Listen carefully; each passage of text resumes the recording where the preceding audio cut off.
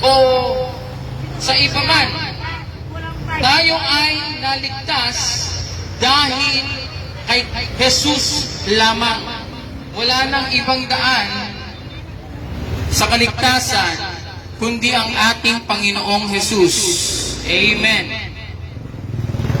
Hindi po sa kung saan-saan pa tayo naghahanap. Andito na po ang kaligtasan ng ating Panginoon.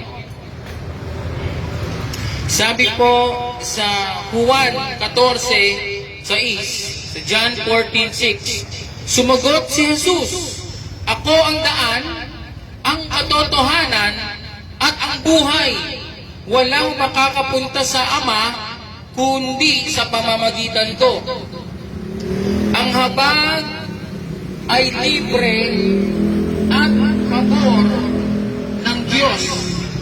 Maraming nagsasabi na pag naging mabait sila, mapupunta sila sa langit, sila ay nadaya ng sarili nila.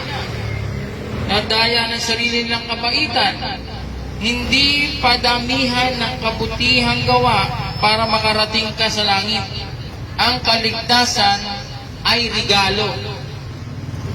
Sabi sa mga taga-Efeso,